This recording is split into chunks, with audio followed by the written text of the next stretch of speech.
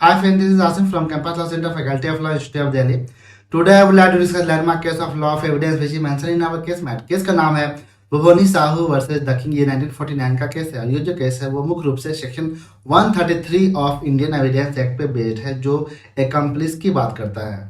तो चलिए सबसे पहले ये समझते हैं कि एकम्प्लिस आखिर होता कौन है। मान के चलिए 4 लोगों ने मिलकर के किसी क्राइम को कमिट किया, तो ये जो 4 लोग हैं इन चारों लोगों को हम इंडिपेंडेंटली जो है एकम्प्लिस कहेंगे, यानी कि एकम्प्लिस जो है वो पार्टनर इन क्राइम होता है। तो प्रेजेंट केस में जो है चारों लोगों को हम एकम्प्लिस कहेंगे। अब मान के चलते हैं कि 4 लोगों ने मिलकर के इस क्राइम को कमिट किया और क्राइम को कमिट करने के बाद चारों लोग पकड़ा गए और पुलिस के पास गए। पुलिस जो है उन 4 लोगों से जो है सवाल जवाब की, लेकिन कोई कुछ बताने के लिए तैयार ही नहीं है। तो पुलिस ने एक बंदे को पकड़ा, यानी कि एक एकम्प्लिस यानी कि पार्टनर इन क्राइम को पकड़ा और बोला कि देखो भाई तुम क्या करो कि इन तीनों के खिलाफ जो है सरकार का विटनेस बन जाओ, गवाही दे दो, और अगर तुम ऐसा करोगे तो तुम्हारा जो पनिशमेंट है वो कम कर दिया जाएगा। तो वो जो बंदा है वो लीनियंट पनिशमेंट की वजह से जो है वो सरकार का साथ देने लगता है और अपने साथियों के खिलाफ ही गवाही देने के लिए तैयार हो जाता है। तो ये जो परिस्थिति है, इस परिस्थिति में इस एकम्प्लिस को हम अप्रूवर कहेंगे, यानी कि ये जो अप्रूवर है वो सरकार का ही विटनेस बन करके अपने ही साथियों के अगेंस्ट में जो है गवाही देना शुरू कर देता है। तो चलिए अब इस केस के फैक्ट, इशू एंड जजमेंट पे आते हैं। इस केस में 8 लोगों पर जो है मर्डर का चार्ज लगता है, जिसमें से 4 लोग जो है वो एक्यूट हो जाते हैं और बाकी जो 4 हैं वो कन्विक्ट हो जाते हैं। बाकी जो 4 लोग होते हैं उनमें से एक एक्यूज होता है भुवनी साहू, जो अपील करता है अपने कन्विक्शन के अगेंस्ट में प्रिवी काउंसिल में। और भुवनी साहू के अगेंस्ट में जो है टोटल 3 एविडेंस होते हैं, जिसमें से पहला एविडेंस जो भुवनी साहू के अगेंस्ट में होता है वो होता है टेस्टिमोनी फ्रॉम एन एकम्प्लाइस, यानी कि एकम्प्लिस जो होता है यानी कि पार्टनर इन क्राइम जो होता है भुवनी साहू का, वो उसके अगेंस्ट में जो है अपना टेस्टिमोनी दे देता है, जिसमें कहता है कि हाँ भाई भुवनी साहू जो थे वो इस क्राइम में इन्वॉल्व थे, यानी कि वो जो है सरकार का अप्रूवर बन जाता है। दूसरा एविडेंस ये होता है कि भाई भुवनी साहू का जो को एक्यूज था, यानी उसके साथ जो दूसरा बंदा को एक्यूज था, वो भी जो है भुवनी साहू के अगेंस्ट में जो है अपना स्टेटमेंट दे देता है और जो बंदा स्टेटमेंट देता है उसका नाम होता है त्रिनाथ। और तीसरा जो एविडेंस था वो था कि भाई जो डिजीज ने कपड़े पहने थे उसकी रिकवरी हो जाती है और साथ ही साथ खाटी बंडी यानी कि एक तरह का जो वेपन होता है जिसको यूज किया गया था उस मर्डर के दौरान में, वो भी रिकवर हो जाता है। तो इस केस का पहला इशू ये है कि यहाँ पे जो भुवनी साहू हैं यानी कि एक्यूज जो है, क्या उनको सिर्फ इस ग्राउंड पे कन्विक्ट किया जा सकता है कि उनके अगेंस्ट में जो है टेस्टिमोनी दिया गया है एकम्प्लिस के द्वारा और साथ ही साथ जो है कन्फेशन जो है को एक्यूज ने भुवनी साहू के अगेंस्ट में दिया है। तो इसके जवाब में प्रीवी काउंसिल कहती है कि किसी को भी कन्विक्ट करना सिर्फ एकम्प्लिस के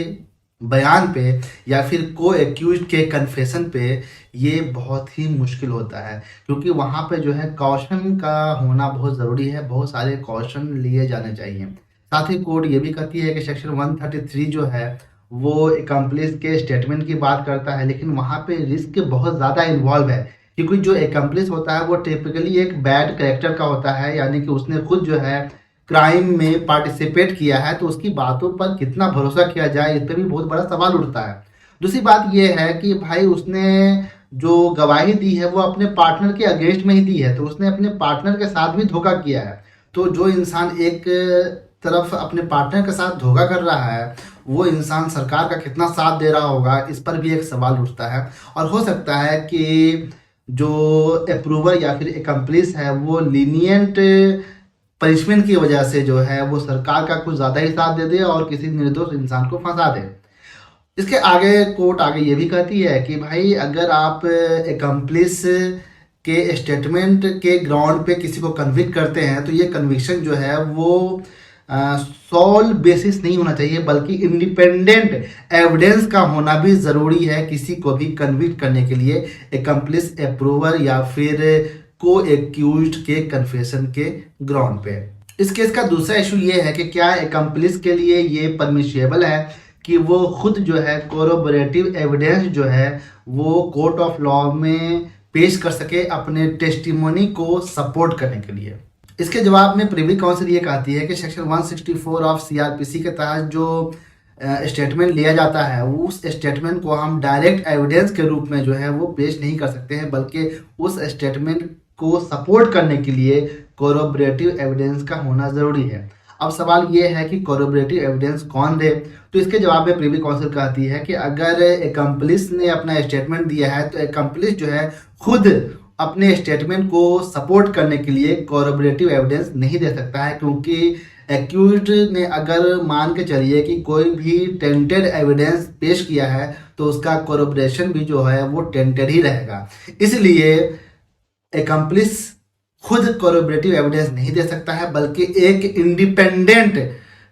कोरोबरेटिव एविडेंस का होना ज़रूरी है।